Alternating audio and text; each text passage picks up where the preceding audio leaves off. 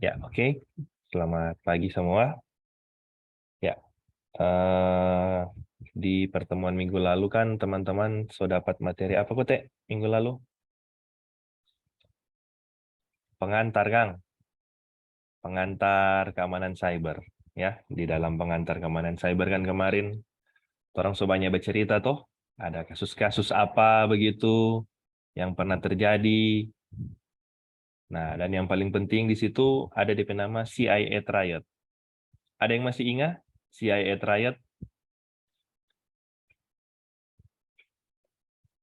Ada yang masih ingat CIA Triad?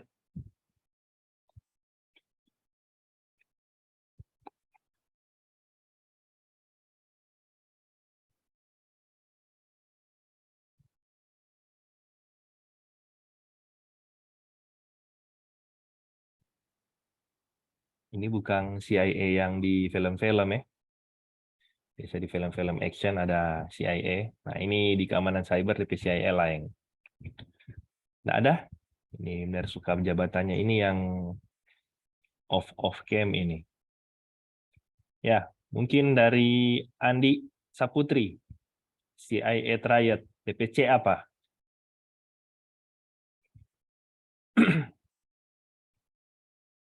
Mana ini? Andi Saputri.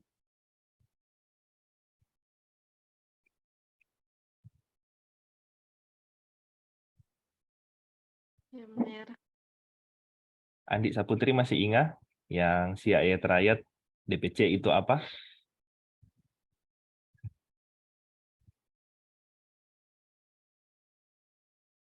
Ayo, DPC apa?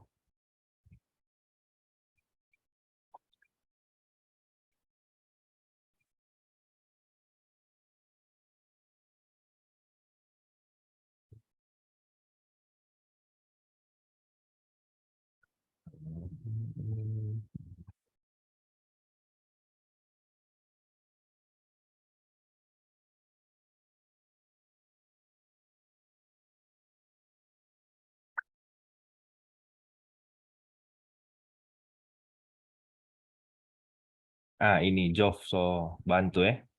Confidentiality. Ya, ada yang boleh jelaskan confidentiality itu apa? Ayo, yang bagaimana itu confidentiality?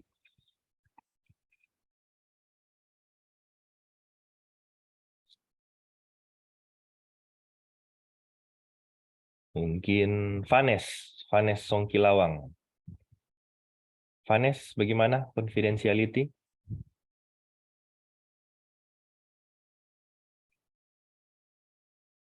Mana Vanes?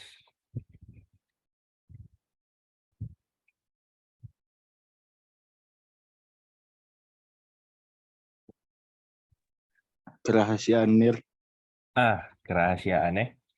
Ya, jadi confidentiality itu adalah kerahasiaan. Jadi bisa dibilang dalam sebuah sistem ya, di dalam sebuah sistem itu data kalian itu bersifat rahasia. Ya, mungkin ada dalam sebuah sistem, misalnya orang input toh, biasakan input biodata atau profile. Ya, mungkin ada nama, mungkin ada alamat, ya, ada apa lagi begitu, nomor telepon mungkin. Ya, nah itu data-data itu kan bersifat rahasia. Yang tahu cuman siapa? Cuman mungkin ya yang tahu itu cuma si torang sebagai pengguna ya, sebagai user, dan juga mungkin ada ya bisa dibilang ada admin lah atau ada siapa ya begitu ya yang tahu. Kalau sesama user boleh baku tahu sesama user. Misalnya VANESP data-data ya, data-data profile atau data-data ya istilahnya data-data informasi-informasi penting lah. Apakah Jovan boleh tahu kalau misalnya dalam suatu sistem? Nggak bisa toh? Ya itu adalah confidentiality ya. Nah, ini kalau misalnya kita bicara di dunia kerja, ya misalnya taruhlah data-data nasabah ya di sebuah bank. Apakah orang lain boleh tahu? Tentu enggak toh. Hanya si pegawai bank mungkin ya yang ini yang tahu dan juga si nasabah itu sendiri. Ya. Nah, jadi itu adalah si confidentiality. Terus selanjutnya Yang I. Apa itu I?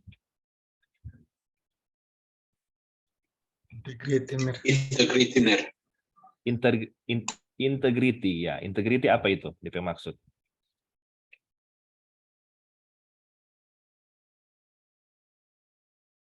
Apa DP maksud integrity? Kepercayaannya, akurasi, dan konsistensi. Ya, mungkin DP istilah mirip-mirip seperti itu ya. Tapi mungkin simpelkan saja. Ya, itu integrity itu ya kayak apa ya, konsisten ya. Kayak tadi ya, konsisten itu tidak berubah. Jadi istilahnya apa yang dikirim oleh si pengirim dan si penerima itu harus sama. Betul toh? Apa yang dikirim oleh si pengirim dan apa yang diterima oleh si penerima itu harus sama. Misalnya contoh ya. Misalnya contoh Timothy bawa WA Pamner. Misalnya Timothy bilang Pamner, "Selamat pagi, Mner." Tiba-tiba Mner baca, "Ih, siapa Timothy ini masih pagi, so bilang selamat siang, dang." Nah, itu kan berarti kan yang tidak sama, toh, antara yang dikirim oleh Timothy dan yang diterima oleh Mner. Nah, itu kalau nyandak sama begitu ada indikasi apa itu? Ada indikasi apa? Nah, berarti ada orang yang mungkin ada modifikasi ataupun misalnya ada apa begitu. Nah, itu yang dimaksud dengan integrity. Ya. Jadi anggap saja ya, misalnya ini sebagai contoh ya, misalnya Timothy taruhlah kirim surat ya, misalnya kirim surat Pak siapa juga ini. Ya, atau kirim pesan lah kepada Wilbert ya. Anggaplah tuh pesan masih tulis di kertas. Ya toh? Masih tulis di kertas. Nah, Timothy kirim Pak Wilbert, ya dia kasih bagaimana? Kalau menurut teman-teman, cuma gulung-gulung kertas, dia Lego, atau dia misalnya over kata Manglaeng. Misalnya over Pak Excel. Ya, sebagai contoh ya, sebagai contoh misalnya di over Pak Excel. Excel tolong kirim kasih akang nih kertas Pak Wilbert. Ada pesan di dalam. Ya, mungkin bisa saja Excel buka tuh kertas, Excel baca, Excel tambah misalnya di situ. Excel tambah atau misalnya Excel ganti atau misalnya apa. Ya, jadi misalnya seperti itulah kira-kira itu integrity. Pesan yang dikirimkan sama pesan yang diterima itu harus sama, ya, harus konsisten. Jangan sampai ada proses modifikasi di tengah. Modifikasi oleh siapa? Ya, orang-orang yang kita tidak tahu. Bisa saja itu ada si penjahat, ya, atau misalnya ada orang lain, kita tidak tahu. Oke, selanjutnya. Yang A. Apa yang A terakhir? Ya, betul. Availability. Availability itu bisa dibilang terkait ketersediaan. Ya. Jadi dari kita itu maunya sistem itu selalu available. Selalu tersedia itu 1 kali 24 jam. Betul toh? Ya, tidak mungkin toh misalnya ada sistem yang taruhlah setiap di luar office hour ya, misalnya jam 5 sampai misalnya jam 8 pagi itu mati. Ya, misalnya teman-teman butuh atau misalnya contohnya ATM lah, ATM yang mati misalnya di luar office hour. Jam 5 sore so mati, nanti dia menyala ulang misalnya di jam 8 pagi. Nah, itu kalau misalnya teman-teman mau ambil doi malam-malam itu ya ini ATM ini setiap malam kita mau perlu doi mati. Nah, tentunya sistem juga atau teman-teman juga mengharapkan sebuah sistem yaitu bisa online 1 kali 24 jam. Ya. Nah, nanti itu availability itu nanti akan berhubungan dengan berapa persen. Berapa persen dari sebuah sistem itu beroperasi. Nah, menurut teman-teman apakah ada sistem yang 100% itu selalu available? Apakah ada?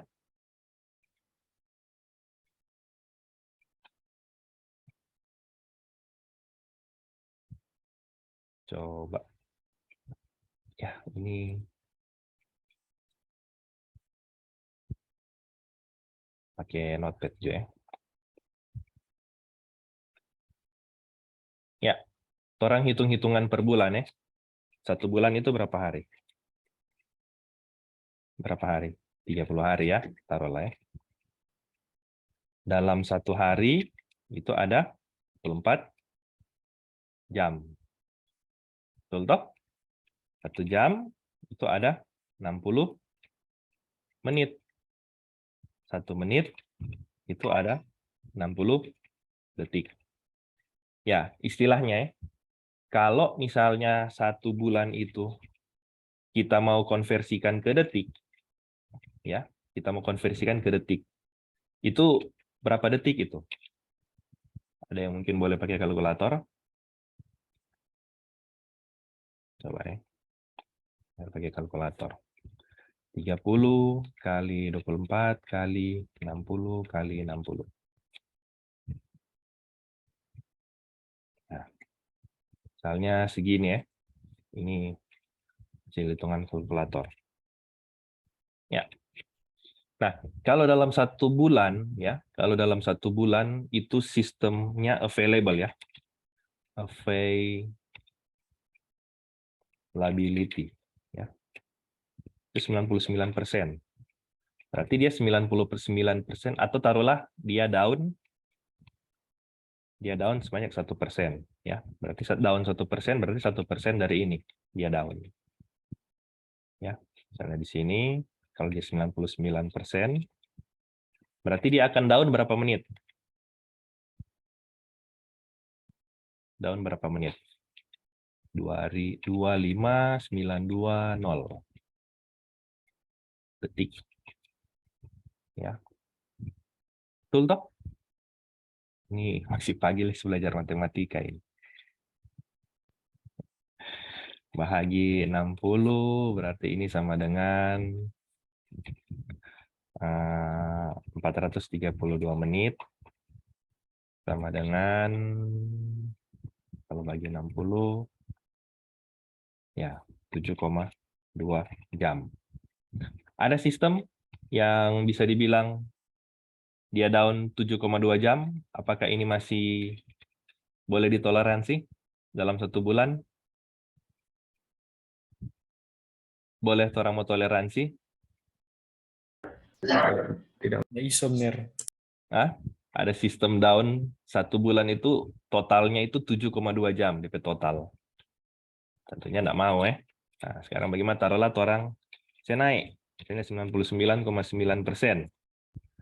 Berarti kan dia down cuma 0,1% ya. Nah, berapa itu 0,1%? 2592 detik. Itu sama dengan, coba, 2592 bahagi 60. 43 menit. 43 menit. Ya, masih apakah boleh ditoleransi sebuah sistem down 43 menit? Ya, mungkin kalau enggak terlalu penting-penting amat, mungkin ya enggak apa-apa ya. Ya down 43 menit. Mungkin ada DP maintenance atau apa ya. Nah, tapi kalau misalnya itu sistem itu penting sekali, misalnya di dalam apa ya biasa yang penting? Rumah sakit. Di rumah sakit boleh enggak dia tuh sistem dia down 43 menit? Lagi semua operasi orang misalnya begitu, ya sistem down atau misalnya mati lampu atau misalnya dia apa begitu dong, dia force major sampai tuh sistemnya enggak bisa dioperasikan. Boleh ditoleransi? Kayak yang mau operasi orang ini, yang DP sistem atau DP lampu mati, atau DP mesin sudah bisa dioperasikan, nah, tentunya nyanda ya. Nah itu nanti akan begitu-begitu terus ya. Jadi semakin urgent DP itu dia, nah, akan semakin lebih kecil waktu toleransinya. Nah ini bisa dibilang ini berkaitan dengan availability. Ya oke, mungkin itu saja ya review dari materi yang ada sebelumnya. Nah sekarang Tora akan masuk di materi yang baru. Di materi yang baru ini Tora akan belajar terkait operating system. Mungkin boleh raise hand di sini. Ada yang pakai satu atau lebih operating system. So pernah pakai dong, so pernah pakai istilahnya. pernah pakai satu atau lebih, boleh raise hand. Boleh raise hand, angkat tangan. Yang pernah pakai, ya anggap saja Windows lah. Ya. Pernah pakai Windows ya, pasti pernah ya ini. Kayaknya benar pertanyaan mesti ganti deh. Ini kan teman-teman login Zoom pasti pakai OS. Oke, benar koreksi ya di pertanyaan. Ada yang pernah pakai 2 operating system, misalnya Windows Linux, Windows Mac. Ada yang pernah pakai? Kalau benar pernah sih, biar tes-tes sedikit tuh Linux, ya pernah pakai. Atau mungkin ada Windows Mac, Windows Linux, atau Linux Mac. Ya yang penting ada 2 lah, 2 operating system. Ada yang pernah?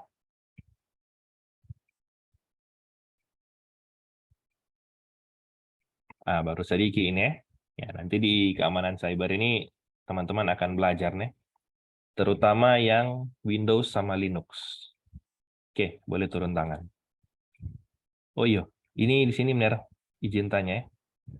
Ada yang pernah ICO DTS di sini? DTS, Cyber Security Operation. Boleh raise hand? Ini kalau yang pernah ICO Cyber Security Operation, DP materi, bisa dibilang ya ini sama ya. Bisa dibilang sama dengan yang materi itu. Tapi tidak apa-apa ya. Ya, mungkin sekedar refreshment saja bagi yang pernah ICO. Oke. Di sini kita akan, jadi hari ini kita akan belajar 2 buah operating system yang sering digunakan di dalam keamanan cyber, yaitu Windows sama Linux. Ya, bisa dibilang materi hari ini cukup banyak, tapi ini cuman kayak DP pengantar saja sih. Benar, yakin dan percaya pasti teman-teman pernah coba. Ini dia. Oke, kita masuk saja ke materi. Ya. Windows Operating System. Ini teman-teman pasti pernah pakai ini ya. Mungkin bisa dibilang sebagian besar ya. Nah, tapi apakah teman-teman tahu sejarah dari Windows? Ya, bisa dibilang ini adalah tampilan Windows waktu zaman dahulu. Ini yang ada di gambar ini, ya. Ya, bisa dibilang ini adalah gambaran Windows waktu zaman dulu ini. Waktu zaman Ner baru lahir setelah ini. Nah, itu DP nama DOS, ya. Disk Operating System, ya, atau disingkat dengan DOS. Ya, jadi untuk operating system DOS ini pertama dia cuman text base. Dia cuman text base saja, tidak seindah, tidak secantik yang tampilan sekarang ini. Kalau tampilan sekarang kan ya mungkin ada icon, mungkin coba kotak-kotak, coba ini, boleh pakai mouse, ya. Nah, kalau dulu Windows itu cuman ya kayak command prompt saja sih seperti ini. Tapi meskipun dia command prompt seperti ini sudah merupakan sebuah operating system, ya. This operating system that computer use to enable data storage device to read and write files. Nah, ya, di sini ada perintah ya, ada dir di sini. Nah, perintah dir ini kan untuk melihat isi dari sebuah directory. Ya, kalau sekarang kan ada pakai Windows Explorer ya, sudah pakai Windows Explorer ya, teman-teman sudah lebih gampang untuk melihat. Tapi kalau dulu ya, setiap masuk folder itu harus dir untuk lihat. Setiap masuk folder dir ya. Nah, MS-DOS di-create oleh Microsoft dengan menggunakan command line ya, command line CMD as the interface sebagai interface untuk orang membuat program dan memanipulasi file data ya. Ya, ini Windows versi awal-awal itu dia dasarnya itu adalah MS-DOS, tapi ditambahkan graphical user interface di atasnya. Ya, jadi bisa dibilang ya, yang teman-teman lihat sekarang ini, yaitu apa ya? Sudah fully graphical user interface. Ya, kalau dulu masih ada MS-DOS-nya. Ya, waktu dulu itu ada namanya Windows NT, ya. NT itu adalah new technology. Ya, jadi ini adalah perkembangan dari Windows. Ya, versi Windows, ya ini mungkin sejak tahun 2000-an ini ya. Ini di start dari Windows 7. Tapi sebelumnya itu kan ada Windows XP, Windows Vista, ya. Ya, sejak 1993 sudah ada 20 rilis ya dari Windows yang based on NT operating system. Ya, dari sejak awal ya, dari Windows XP itu sudah ada namanya 64 bit ya, 64 bit edition. Kan ada dua versi. 64 bit sama 32 bit ya. 64 bit itu secara teori bisa mengakses alamat ada 16,8 juta terabyte di RAM ya. Nah, kalau 32 bit itu kan keterbatasan di RAM ya. Kalau teman-teman mau install RAM berapapun ya biasanya itu cuma mentok di 4 GB ya. Nah, tapi kalau kita gunakan 64 bit penggunaan RAM itu jadi bisa lebih banyak ya. Ini ada versi-versinya ya, ada OS-nya. Sekarang bahkan sampai Windows 11 ya, sampai Windows 11. Sini baru Windows 10. Oke, mungkin ini cepat saja ya, karena ini cuma DP pengenalan. Ya, ini adalah tampilan GUI, ya, Graphical User Interface dari Windows. Ada namanya taskbar.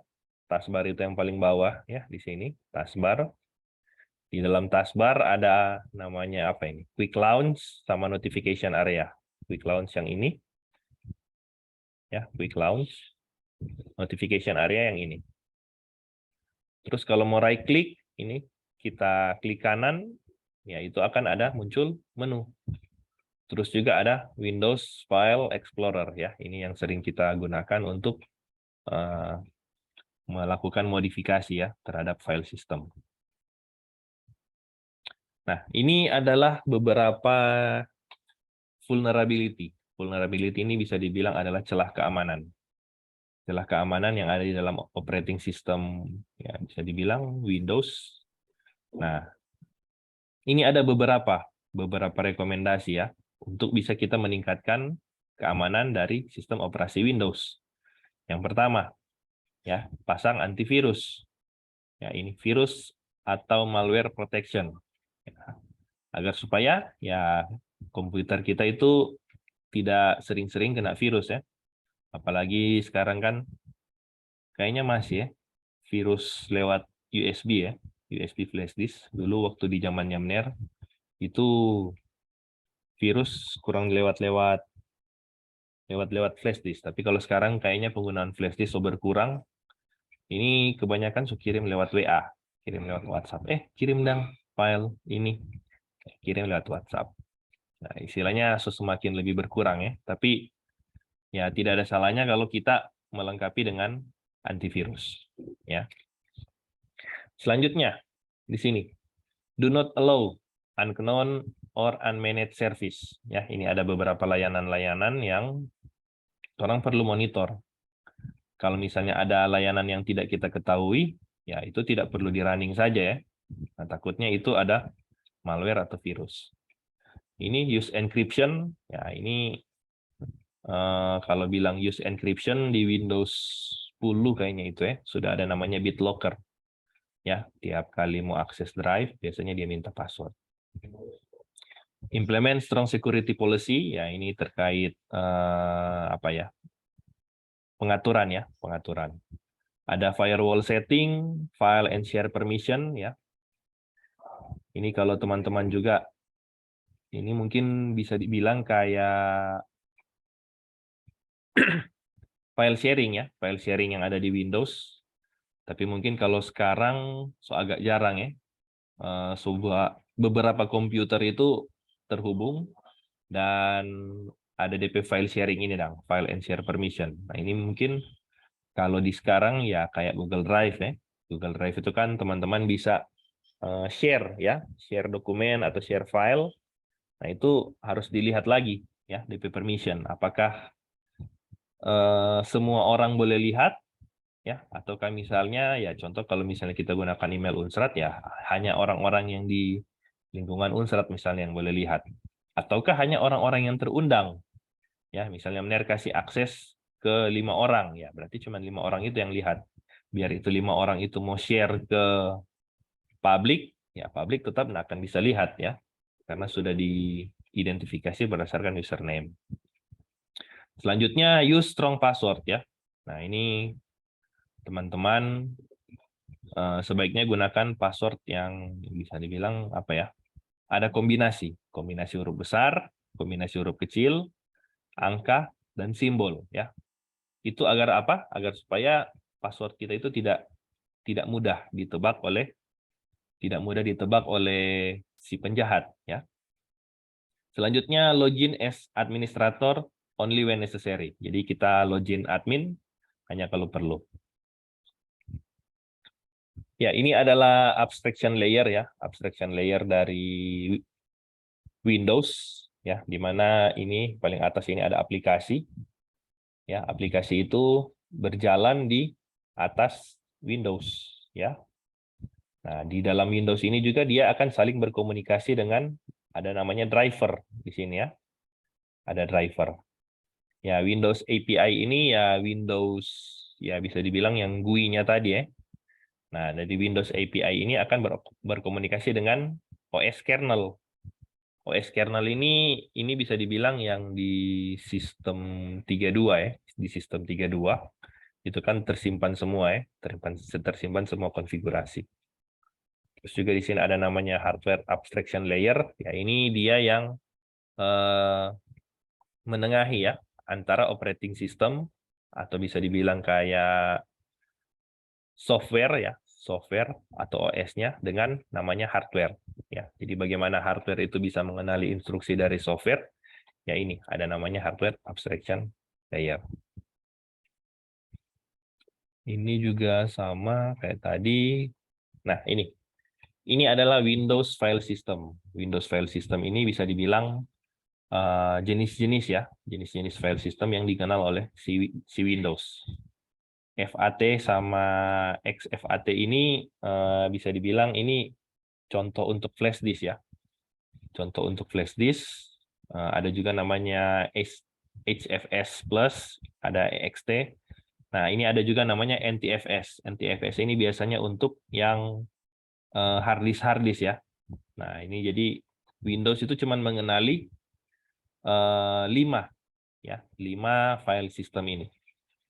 Ya, kalau misalnya teman-teman nanti akan lihat sebentar di Linux itu ada lagi ya sampai EXT2, EXT3 ya dan lain sebagainya. Nah, yang paling sering dipakai sih ini ya, NTFS sama FAT atau FAT yang 32 ya. Dalam sebuah hard drive ada namanya partisi ya. Ini namanya partisi berarti ada yang drive C, drive D ya. Each partition is a logical storage unit that can be format to store information seperti data file atau application. Ini adalah terkait proses booting ya, proses booting yang ada di Windows. Ya, jadi bisa dibilang sih ini waktu booting ya ini zaman-zaman dulu ini ya. Ada yang masih dikenal namanya BIOS ya. Ada dikenal namanya BIOS. Itu kalau misalnya teman-teman baru pasang komputer ya. Pas baru pasang komputer itu biasanya ada tombol ya. Teman-teman tinggal pencet tombol apa begitu. Nah, itu biasanya nanti masuk ke BIOS atau dia masuk ke UEFI. Mungkin kalau boleh Ner kasih tunjuk ya.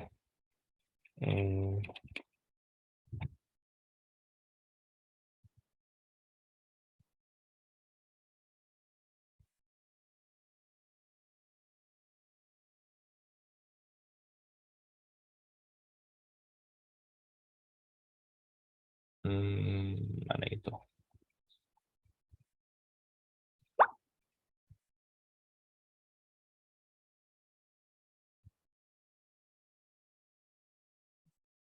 Ya, ini ya. Nah, ini adalah salah satu contoh dari eh, ya, yang kiri ini adalah yang contoh dari UEFI. Ya, dari UEFI ini sudah lebih enak dilihat ya. Sudah lebih enak dilihat. Ini teman-teman bisa gunakan mouse, bisa gunakan keyboard ya. Di sini bisa dibilang soal DP gambar-gambar apa segala macam. Dan biasanya sih sekarang DP model so UEFI seperti ini. Ya, kalau zaman dulu-dulu mungkin, tapi nggak tahu ya sampai sekarang BIOS ini pun kayaknya masih ada ya. BIOS ini yang di kanan ini adalah tampilan BIOS. Ya, tampilan BIOS ini cuman boleh pakai keyboard ya. Jadi di sini bisa bilang kalau mau save ya, save ke BIOS ya ini pencet F11. Kalau mau load ya pencet F12. Jadi cuman dikendalikan oleh keyboard. Dan DP tampilan ya bisa dibilang cuman biru sama tulisan putih. Kalau pilihan warna merah. Ya, cuman seperti ini. Kalau BIOS-nya, tampilan BIOS ya. Tapi kalau UEFI ya ini tergantung dari brand ya, brand dari motherboard. Ya, ada motherboard Asus ya, ada mungkin motherboard yang lain ya, itu tergantung. Itu setiap board itu biasanya punya UEFI masing-masing. Tapi pada intinya sih DP inti mirip-mirip sih, mirip-mirip kan. Ya, jadi ini adalah perbedaan dari UEFI sama BIOS. Oke, benar balik lagi ke tadi.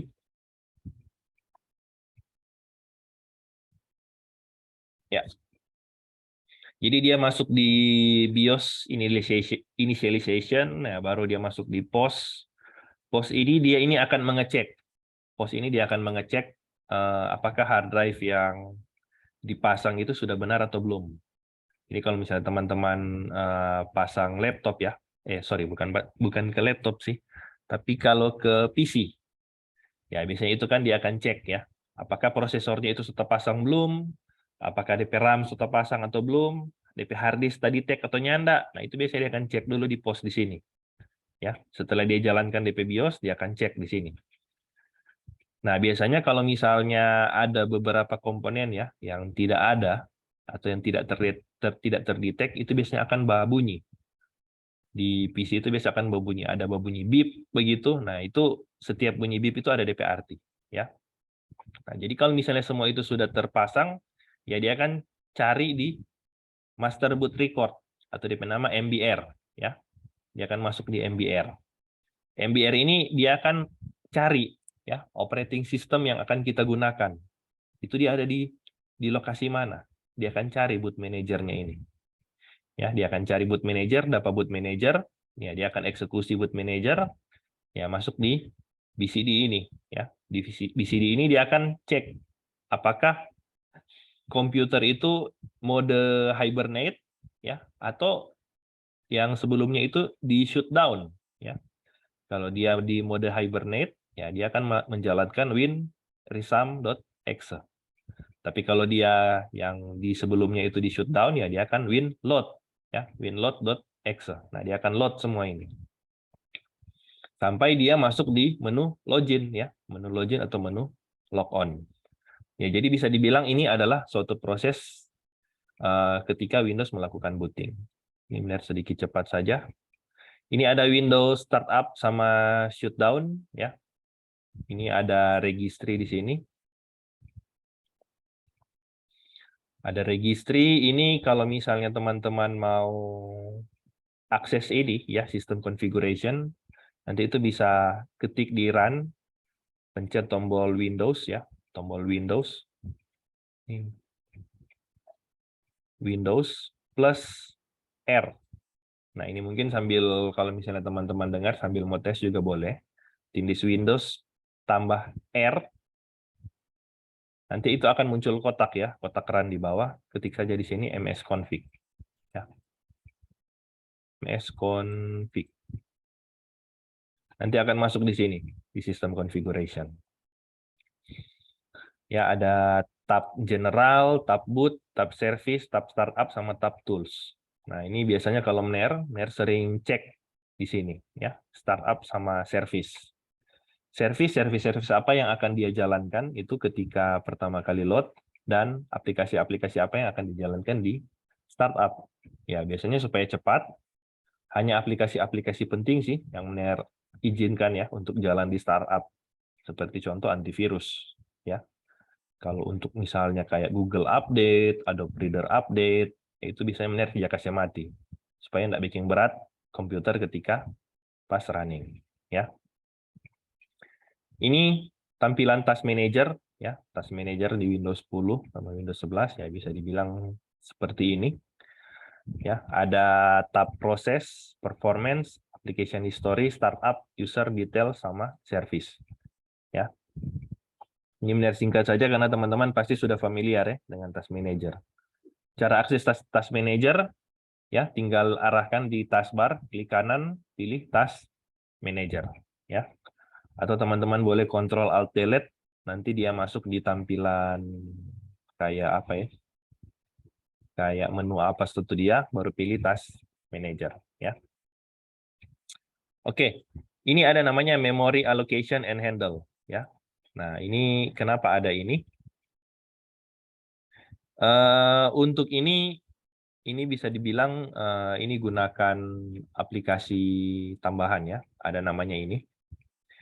Sys internal, Ramap, teman-teman boleh download. Nanti akan terbuka aplikasi seperti ini. Nah, ini juga untuk melihat ya proses-proses apa yang jalan di dalam komputer kita. Ya, bisa dibilang ini hampir sama saja sih dengan yang di tab proses ini. Cuman mungkin di sini ada kayak tampilan yang lain ya di sini. Ada warna-warna dan lain sebagainya ya. Nah, ini teman-teman nanti boleh coba ya. Nanti di praktikum, kalau teman-teman ada praktikum nanti akan ada modul ya untuk gimana teman-teman akan coba ini. Ini Windows Registry. Ini adalah tampilan Windows Registry. Kalau Mner dulu sering main di sini ya. Sering main di sini di Windows Registry ini. Ya, ini kalau misalnya teman-teman mau akses ya sama ya. Pencet saja Windows plus R, terus ketik saja di sini DP nama regedit, registry editor. Ya. Regedit. Nanti akan muncul tampilan registry editor ya, isinya seperti ini. Di dalam registry editor ada namanya ini HKCU, HKU, HKCR, HKLM, dan HKCC. Jadi bisa dibilang seluruh konfigurasi Windows yang ada di tempatnya teman-teman itu diatur di registry ini. Ya, diatur di registry ini. Kayak, nah itu kan teman-teman mungkin misalnya colok flash disk terus atau langsung terbaca atau apa tuh dia toh. Kayak dia langsung ada DP auto run. Itu kalau dulu-dulu ya, Windows 7 kalau nggak salah itu ya. Ada yang dia auto run. Nah itu biasanya kalau Mner jaga saya mati di registry sini. Supaya nyala jalan DP auto run. Tapi kalau Windows 10, Windows 11 kayaknya susah mati deh. Susah mati otomatis. Oke, lanjut. Ini ada Windows Administration. Ada namanya Run as Admin. Kalau teman-teman klik kanan, biasanya itu akan muncul di sini ya. Run as Admin. Berarti aplikasi itu akan dijalankan sebagai administrator ya. Kalau misalnya usernya sudah administrator, ya biasanya cuma pencet yes. Tapi kalau misalnya belum, yaitu teman-teman akan diminta untuk menginputkan ya username-nya dan password-nya ya. Tentunya username admin, password admin. Ini ada namanya local user ya, local user and domain. Kalau local user ya itu berarti orang-orang atau user-user yang menggunakan PC tersebut. Jadi di dalam PC kita ini bisa kita buat beberapa profile ya. Kayak misalnya yang pakai orang yang pakai, terus bisa saja mungkin tuh PC itu papa yang pakai toh, misalnya ada orang tua pakai, kadang-kadang mungkin juga adik pakai. Nah itu untuk DP tampilan desktop itu kan boleh menyesuaikan ya, boleh menyesuaikan sesuai user yang gunakan ya. Itu namanya adalah local user. Kalau yang domain ini biasanya digunakan ketika di dalam dunia kerja ya, misalnya di dalam satu kantor. Ya, biasanya itu akan gunakan satu domain yang sama ya. Nah, di dalam domain itu nanti bisa di-create bisa di-create username-nya ya. Jadi bisa di-create username-nya. Nah, sebagai contoh ya, misalnya di dalam kantor itu di dalam kantor itu ada menggunakan satu domain. Nah, di dalam satu domain itu misalnya ada NRP username ya. Misalnya Hilbert M. Hilbert M ini kalau misalnya ada 3 komputer ya, di 3 komputer itu sebenarnya NER boleh akses itu PC pakai user itu. User di dalam domain ini ya. Jadi NER boleh pakai tuh 3 PC cuman langsung dong otomatis. Tinggal kasih masuk username Hilbert M, passwordnya apa begitu. Ya, boleh langsung bisa akses itu PC. Tapi untuk data-datanya ya kan dia kan mengikuti ya. Data-datanya itu kan mengikuti yang ada di dalam PC. Jadi kalau misalnya menerpe data-data kerjaan ada di PC 1, ya nggak bisa tuh data-data kerjaan itu kong orang mau buka di PC 3. Karena ini data kan itu bisa dibilang ada di hard disk ya. Ada di hard disk. Kecuali kalau misalnya dia connect ke cloud. Ya kalau dia connect ke cloud ya tinggal buka saja di situ. Ya. Untuk settingan desktop pun ya settingan desktop itu kan juga terikat di hard disk ya. Jadi ketika buka di PC 1 ya pasti tampilannya juga akan beda di PC 3 ya. Tapi user domain itu ya dia bisa dibilang fleksibel ya, bisa dibuka di beberapa PC. Nah, sedangkan kalau local user ini cuman bisa dibuka di PC itu saja. Orang mau buka di tempat lain, ini local user ini tidak akan bisa tak buka karena tidak terdaftar user tersebut ya. Jadi itu adalah penjelasan singkat terkait local user sama local domain. CLI dan PowerShell ya kalau di Windows ada namanya PowerShell, bisa dibilang ini juga mirip-mirip ya sama command prompt. Tapi kalau di Windows sekarang sudah dikasih nama PowerShell. Ada Windows Management Instrumentation, ini computer management ya. Ini biasanya kalau NERS pakai untuk terkait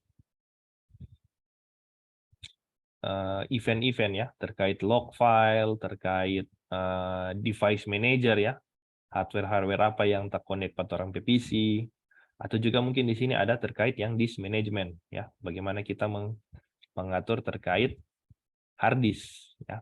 Ini ada namanya Windows Management Instrumentation. Ini netcommand ini ada di dalam command prompt ya, ada di dalam CMD. Ini ada banyak di sini perintah-perintahnya. Ini punya manfaat masing-masing ya. Task Manager, Resource Monitor ini kayaknya sudah ya.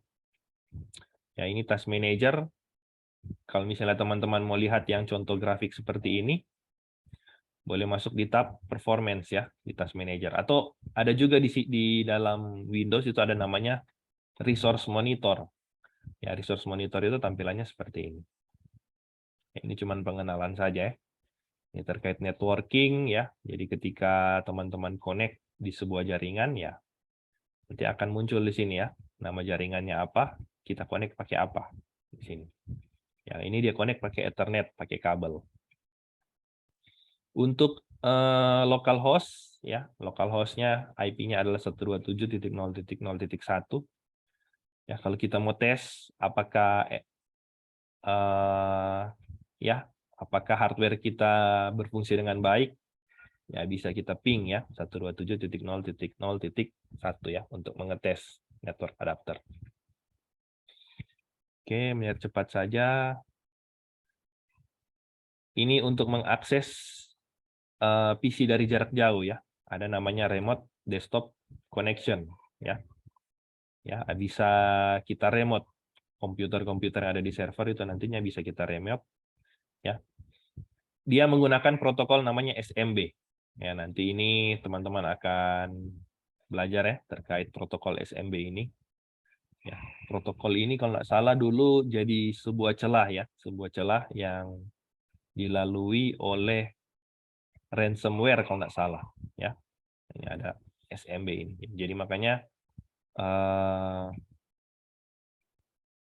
ini protokol ini kok gunanya untuk share ya, share network resource. Nah, jadi namanya untuk share network resource. Jadi kayak untuk sharing ya, sharing file, sharing dokumen, atau share service ya. Share service ya itu makanya digunakan oleh virus ya untuk bisa menyebar di dalam sebuah jaringan. Oke, mungkin lanjut saja. Ya, untuk operating system yang akan digunakan di dalam server, yaitu namanya adalah Windows Server. Ya, karena di operating system ini bisa dibilang lebih apa ya, lebih cocok ya digunakan untuk di server-server, karena server itu kan bisa dibilang dia harus jalan satu kali 24 jam ya. Nah, itu ada banyak service yang harus dia layani.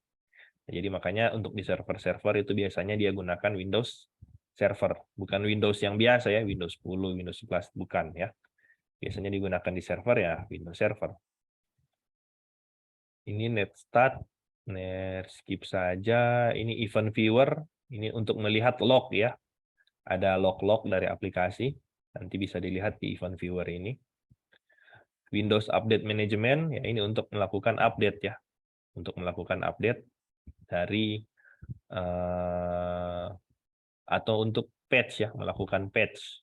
Jadi ada update-update atau ada patch-patch yang kita akan update. Untuk Windows teman-teman jangan lupa ya untuk sering-sering diupdate ya, karena kalau misalnya sudah tidak diupdate itu bisa saja ada celah keamanan yang masih terbuka yang sudah diketahui oleh orang banyak. Ya, itu penjahat boleh menyusup lewat situ. Ya, jadi ketika dorang so tahu ada celah keamanan, ya biasanya Windows akan segera melakukan patch. Ini ada local security policy. Ini terkait aturan-aturan ya. Aturan-aturan yang bisa dibilang berlaku untuk kalau dia local user kayak tadi ya. Kalau dia local user ya bisa hanya berlaku untuk PC itu. Tapi kalau dia bersifat domain ya kayak tadi ya, bersifat domain, yaitu akan berlaku satu domain itu. Ini local security policy. Ini benar pengalaman dulu waktu pernah kerja di bank ya. Itu di bank itu mereka menerapkan yang local security policy ini tidak boleh colok flash disk. Nah, jadi mereka setting di sini. Setting di local security policy ini. Dan local security policy ini tiap kali orang login, dia pasti akan cek. Dia pasti akan cek DP local security policy. Nah, jadi cuman satu kali setting di local security policy ini, dan dia itu akan berefek ke seluruh komputer yang terkonek di domain. Ya, jadi orang IT cuman set di local security policy, ya. Nah, itu tak kunci semua. Tuh colokan-colokan USB. Jadi USB itu sering boleh kita detect sudah tidak bisa kita baca. Ya, dibandingkan daripada teman-teman harus mau kunci satu-satu di masing-masing PC. Ya. Nah, jadi bisa dikunci di sini. Local security policy. Lanjut. Ini ada Windows Defender ini ya. Ya, ini ada Windows Defender, ini bisa dibilang antivirus yang ada di Windows ya.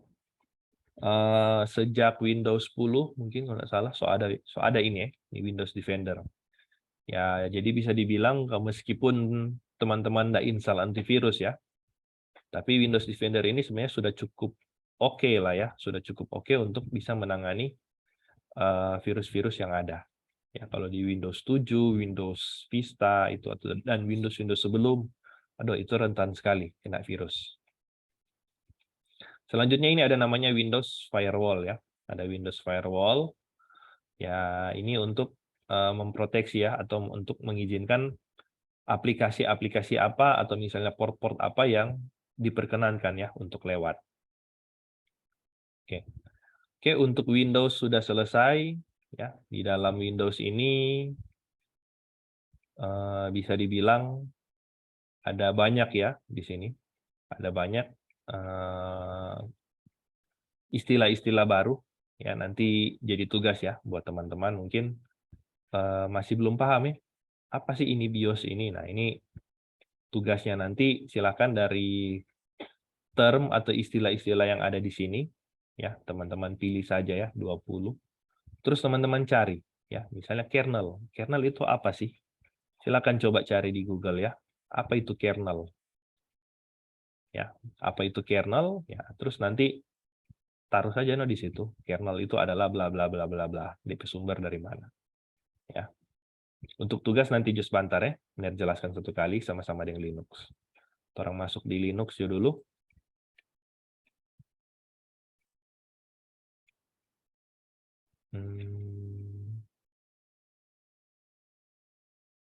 Memang materi hari ini kita cukup banyak ya, karena kita membahas dua buah operating system.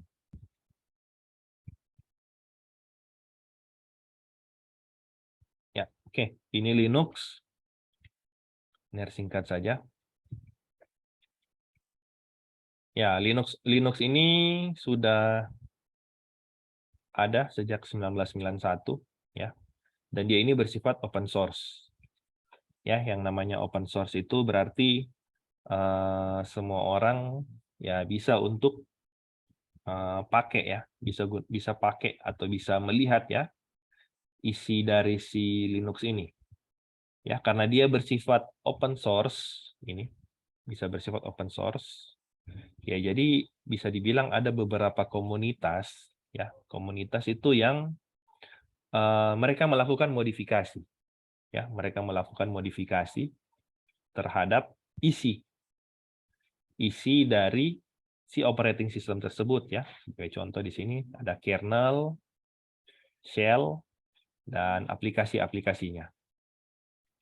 Ya, karena ada beberapa komunitas ya, mereka melakukan modifikasi terhadap Linux tersebut, ya itulah makanya sekarang banyak ya, banyak operating system Linux dengan nama yang macam-macam. Dengan nama macam-macam itu bisa dibilang ya kayak distro, ya, distro. Nah, di distro ini kalau misalnya teman-teman gunakan Linux, itu ada banyak distronya ya.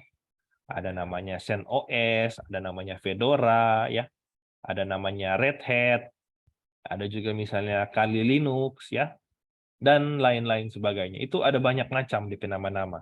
Ya, jadi kalau mau bilang CentOS sama Fedora, oh berarti teman-teman sudah tahu base-nya itu dari Linux, ya.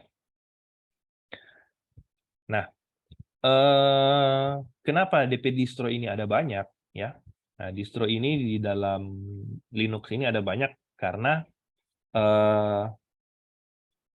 setiap komunitas itu bisa dibilang dorang create ya, dorang create sebuah distro itu dengan tujuan masing-masing. Sebagai contoh di sini ya, ada namanya Red Hat. Nah, ini Red Hat kalau misalnya teman-teman cari itu biasanya kebanyakan digunakan ini untuk server. Ya, jadi kalau server berdasarkan based on Linux, ya itu bisa saja mereka gunakan namanya Red Hat. Atau juga mungkin ada distro-distro yang lain ya, ada distro-distro yang lain. Ya, kalau misalnya cuman pakai untuk ini ya, cuman pakai untuk ya biasa saja ya, untuk Office atau untuk apa ya, mungkin ada yang pakai namanya Ubuntu. Ya, Ubuntu atau misalnya pakai ya ada distro-distro yang lain. Bahkan mungkin yang di Indonesia pun ada juga ya distro-distro Linux yang sudah dibuat. Yang seperti Mner tahu itu ada namanya Blankon. Kayak model dari Jawa itu ya, Blankon tuh dia ya. Nah, itu ada juga DP distro Linux. Itu tergantung dari DP komunitas. Komunitas yang meng-create ya, membuat distro tersebut. Nah, ini adalah value dari Linux ya. Linux itu dia bersifat open source. Ya, namanya open source. Ya, ini ya. Bisa punya kemampuan itu untuk di-customize sesuai dengan kebutuhan. Makanya ini ada namanya tailor build ya. Tailor build the OS. Ya, ini bisa melakukan custom. Nah, kalau di Windows ya kita kan nggak bisa custom ya. Kita tidak bisa custom terkait operating systemnya. Ya, istilahnya so begitu dia. So bawaan dari Windows-nya itu. Nah, kalau dari Linux itu kita bisa custom. Nah, di Linux ini dia command line-nya itu very powerful. Ya, memang untuk yang command line interface ini bahkan biasanya ya, banyak pengguna Linux ini dorang lebih familiar dengan command line interface. Nah, kenapa dorang familiar dengan command line interface? Nah, command line interface yang kayak command prompt tadi ya. Ya, jadi orang lebih enak itu untuk berketik di command prompt. Nah, kenapa? Nah, itu kalau misalnya kita mau remote ya, remote server jarak jauh. Nah, itu kan berarti kan kita butuh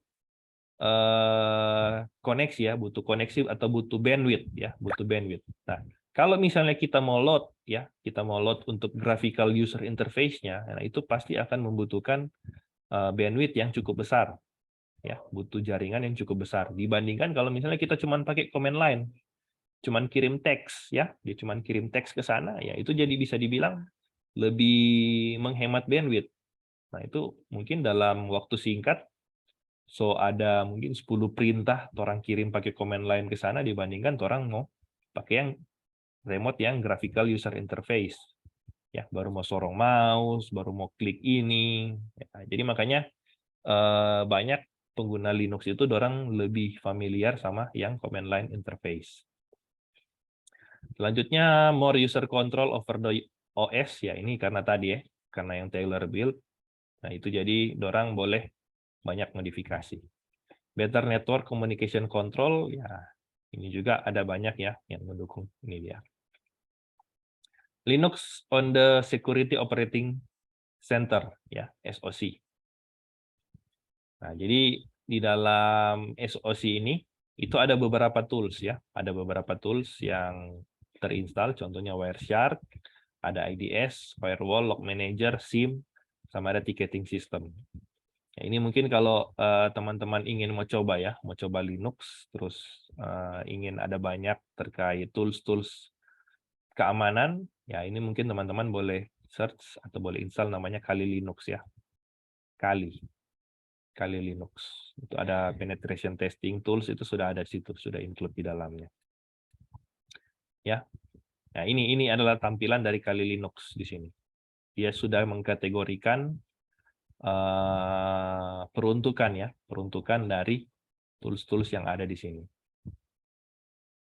Nih, Kali Linux Distribution Group Many Penetration Tools.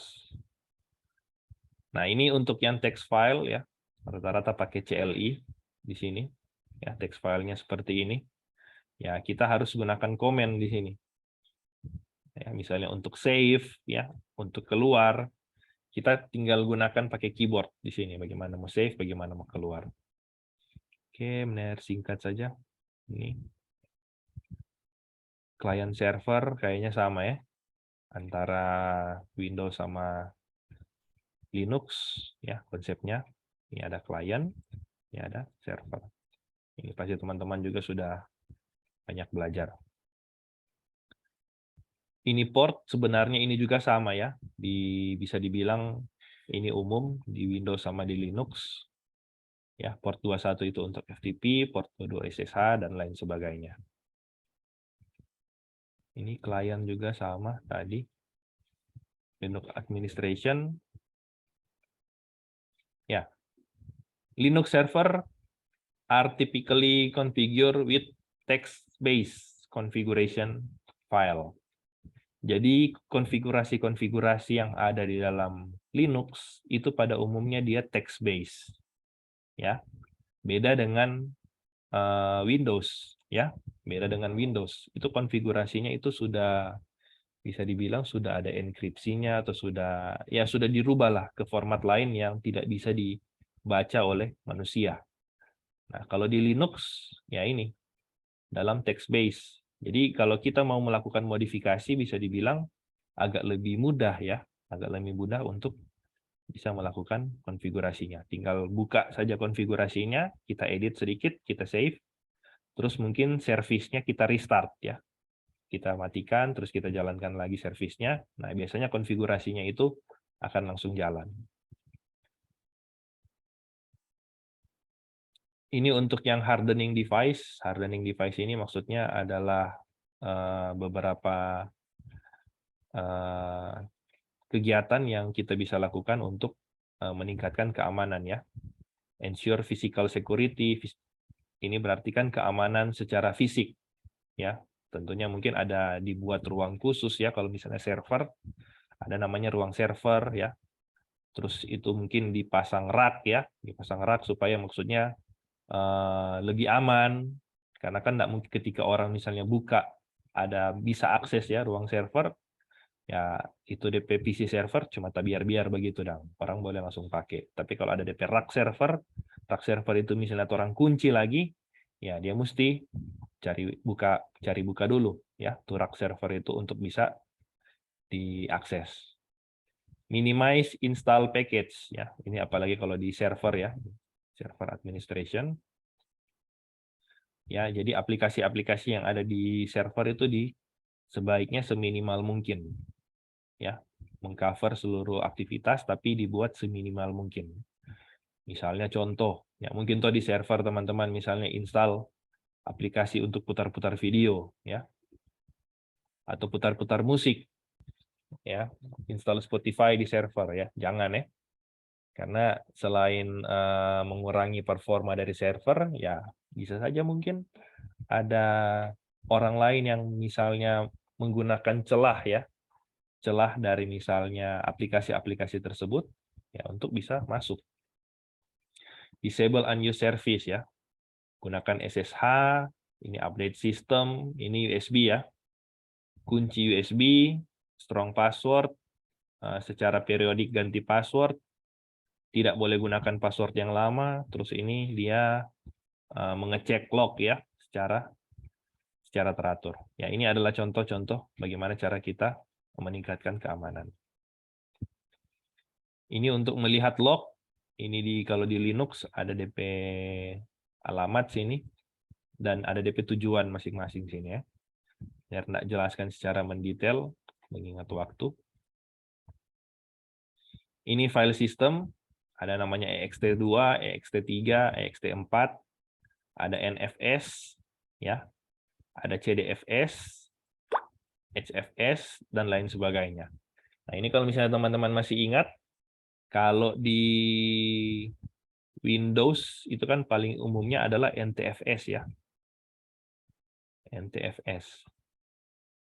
Ner lupa-lupa ingat sih. Kalau nggak salah sih dari Windows, kayaknya boleh buka. Dari Linux, dia boleh buka yang ini NTFS. Kalau nggak salah ingat ya. Tapi kalau dari Windows nggak mengenal ini. ext2, ext3, sama ini ext4. Seingat Ner, kalau misalnya teman-teman buka ya, buka di Windows dengan file sistem tipe ext3, ext4, biasanya itu kalau nggak salah ingat, dia nggak terdetek, ya, tidak terdetek DP hard disk. Ya, jadi makanya ini ada jenis-jenis file system yang bisa dibaca oleh si Linux. Nah, untuk permission yang ada di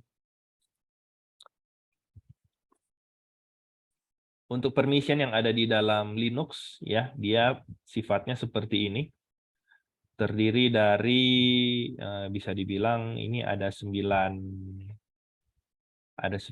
ini ya, 9 kode di sini.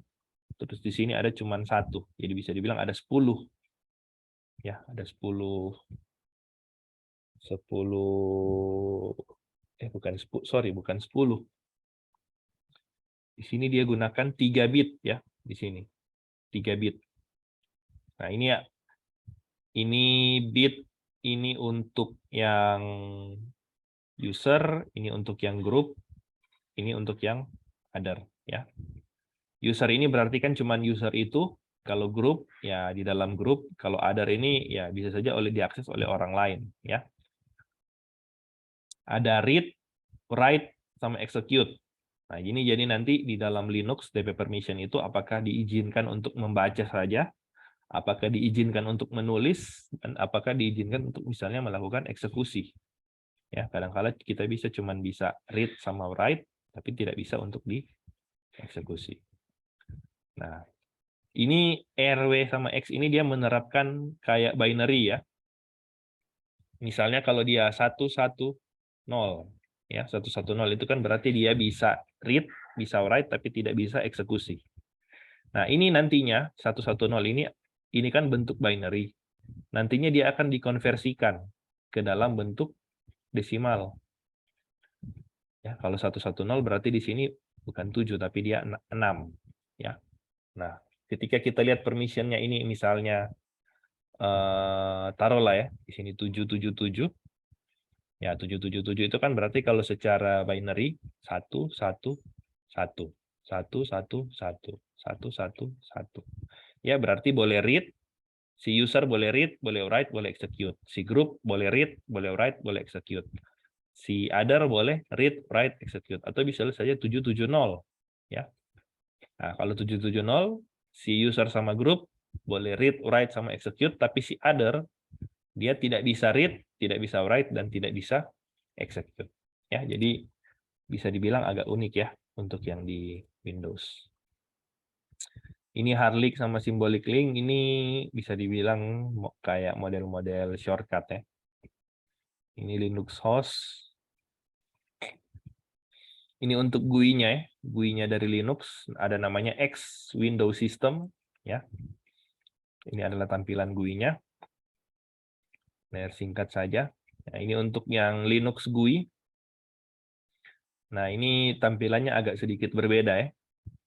Ini kalau nggak salah model kayak yang ini. Ini kayak taskbar ya yang ada di Windows. Ya, jadi ini aplikasi yang terbuka akan muncul semua di sini. Ini DP tombol ini untuk search ya. Kalau kita mau cari aplikasi ada di sini. System and notification ada di sini. Ini ada DP quick list juga di sini ya. Jadi agak sedikit berbeda ya sama tampilan yang ada di Windows. Ya mungkin ketika teman-teman pindah ke Linux ya harus sedikit membiasakan diri ya. Untuk install sama running ada namanya software updater di sini ya. Nah, beda kan kalau di Windows ya. Kalau di Windows tinggal cari saja aplikasinya ya. Tapi kalau di Linux ada software updater. Ya istilahnya mirip-mirip kayak Android ya. Android itu juga kan versi Linux ya. Itu kan ada namanya Play Store. Ya, ada namanya Play Store ya, tempat kita cari sama tempat kita download aplikasi. Keeping system up to date ya, ini kita lakukan update sama upgrade ya. Ini proses and fork. Ini lanjut saja. Malware on Linux ya. Malware on Linux ya seperti kita ketahui bisa dibilang kalau di Windows ya, kalau di Windows itu malware-malwarenya itu bisa dibilang agak cukup banyak ya, agak cukup banyak yang terdengar. Ya kalau di Linux bisa dibilang itu ada, memang ada malware, tapi agak kurang ini ya, agak kurang, lebih kurang lah, agak lebih kurang dibandingkan dengan Windows ya. Di sini Linux is generally considered more resistant to malware than other operating system, but it is still not immune ya. Nah, biasanya kalau misalnya di ini ya, Linux ini kan dikelola oleh komunitas ya. Ketika komunitas misalnya tahu celah keamanannya itu apa, ya biasanya komunitas itu akan langsung perbaiki ya, akan langsung melakukan patching. Nah, jadi agar supaya mereka ini ya, supaya tidak ada malware ya, tidak ada malware yang bisa mengakses operating system mereka. Berbeda kalau misalnya dengan Windows ya. Ya Windows, so pada orang-orang yang maksudnya pengguna-pengguna pada tahu ya, mereka kan harus kirim ya, harus kirim lagi ke Windows, Windows mesti periksa lagi dan lain sebagainya. Ya itu kan karena si Windows kan tidak bersifat open source ya. Jadi ketika orang ada problem, ya nggak bisa tahu problemnya itu dari mana, mesti melapor ke Windows. Sedangkan kalau di Linux, ketika ada problem, ya dari komunitas itu yang akan cari. Ya, komunitas yang akan cari problemnya itu dari mana, dan mereka akan melakukan patching. Jadi makanya di sini bisa dibilang yang malware yang ada di Windows itu bisa dibilang agak lebih banyak ya dibandingkan Linux. Ini juga ada rootkit check. Rootkit ini adalah malware ya, malware yang tertanam di dalam kernel ya, atau di dalam sistem. Ya, ini ada namanya hidden backdoor. Nanti kita akan belajar ya terkait itu. Terkait malware-malware nanti ada sesi sendiri. piping comment ini pakai simbol ini ya.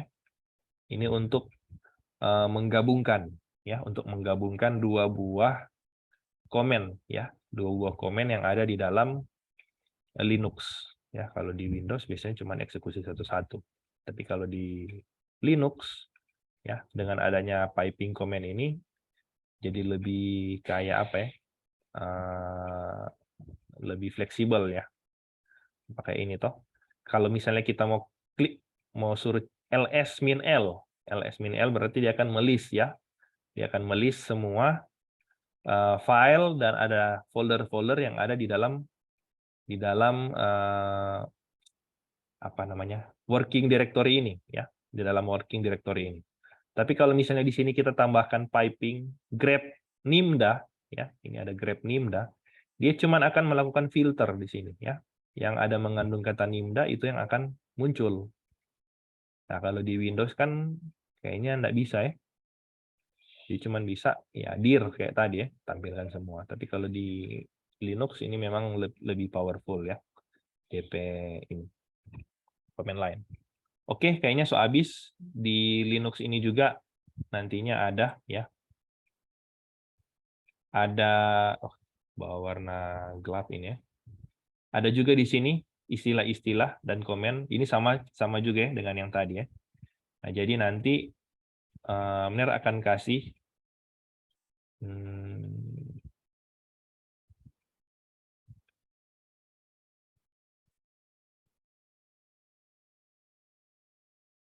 nggak terbuka.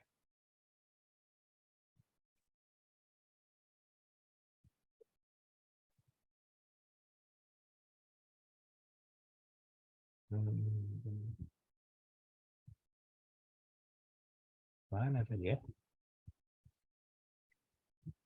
Google Classroom tadi benar udah buka.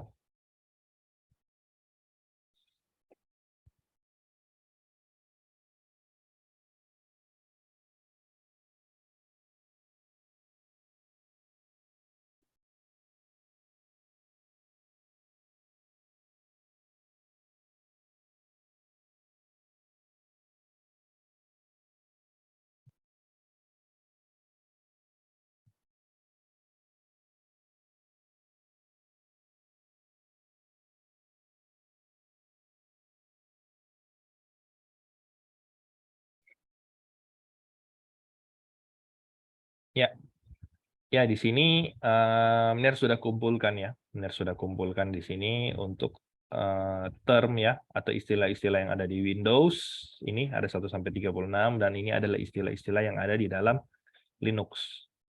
Nah, tugas dari teman-teman seperti yang Mner sudah sampaikan tadi, di Windows teman-teman cari 20 istilah ya. Ya, ini mungkin yang teman-teman nggak tahu saja ya, yang mungkin masih asing atau masih apa, carilah 20 ya, 20 istilah, terus cari DP arti. Sebagai contoh ya, alternate data stream. Alternate data stream itu apa sih? Ya, teman-teman boleh Google.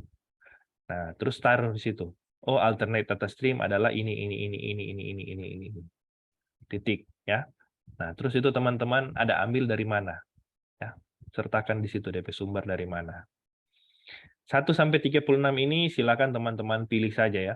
Tidak usah 1 sampai 20 ya. Biar tidak 1 sampai 20. Tapi silakan misalnya teman-teman mau ambil yang satu ini. Misalnya langsung yang BCD ini. Misalnya mau langsung yang DOS ya. DOS itu yang bagaimana?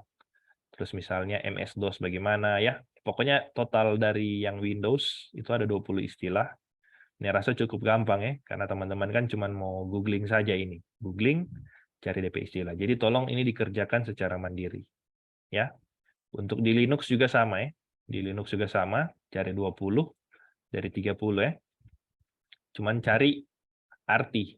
Ya, terus teman-teman pelajari, no. Teman-teman belajar sendiri. Ya, misalnya kayak ini. Benar juga tadi kan nggak jelaskan toh. Apa nih hierarchical file system plus? Nah, ini silakan teman-teman googling saja, teman-teman cari tahu bagaimana sih ini HFS plus ini ya. Contoh intrusion detection system, bagaimana sih ini intrusion detection system ini? Ya, silakan teman-teman cari, tapi Ini berhubungan dengan operating system, ya. Jangan misalnya kayak klien, teman-teman cuman taruh di Google Translate. Klien artinya adalah apa tadi, Merda? Coba search tadi ya. Nah ini. Ner harap yang kalian cari itu berhubungan dengan operating system ya. Jangan cuman search klien. Oh artinya adalah klien berdasarkan translate Google. Atau misalnya nasabah ya. Kalau di operating system mana mengenal istilah nasabah? Ya nasabah ini kan biasanya cuman di perbankan atau misalnya untuk di sebuah institusi ya. DP pelanggan atau ini pelanggan ya, pelanggan atau apa. Ya istilahnya istilah-istilah tersebut teman-teman cari yang lebih kena ya, lebih kena dengan ini. Jadi istilahnya harus dikerjakan dengan sebaik mungkin, jangan cuman sembarang-sembarang. Ya, sebagai contoh yang simple-simple klien. Terus teman-teman, oh artinya adalah klien. Ya, jangan seperti itu nih. Oke, boleh DP tugas. Ini juga supaya teman-teman boleh latihan ya, boleh latihan mengenal lebih banyak terkait Windows dan ini. DP Google Docs nanti akan share ya di e-learning.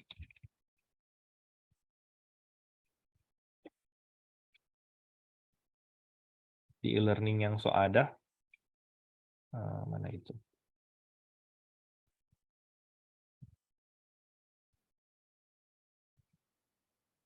Nah ini. Ya, nanti benar akan kasih di sini ya. Nanti akan benar kasih di sini yang tadi Google Docs-nya. Dan silakan nanti akan disubmit di sini. Ada yang ingin ditanyakan seputar tugas, seputar materi?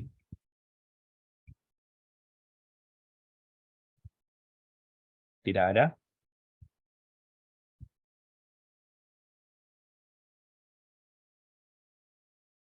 Benar bagikan kode presensi.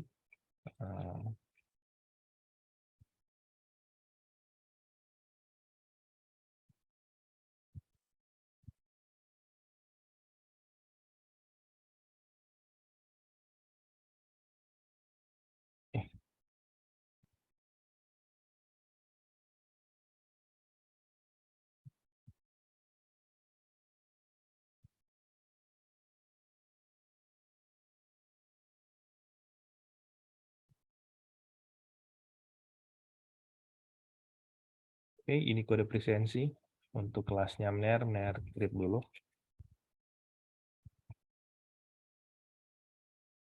Ya, kalau ada yang ingin ditanyakan silahkan, mungkin seputar tugas, seputar apa yang lain.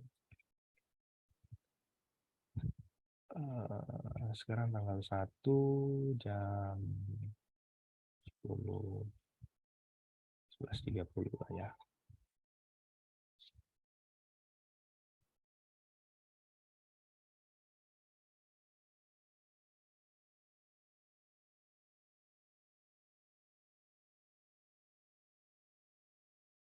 Benar taruh di Word ya, supaya kelihatan.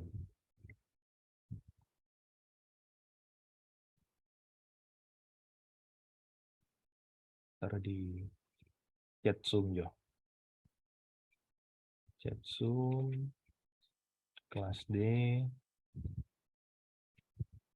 ini kelas E, sama kelas B.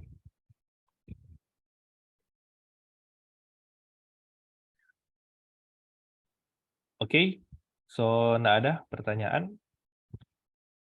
Kalau so nggak ada pertanyaan, so isi kode presensi semua sebelum end meeting.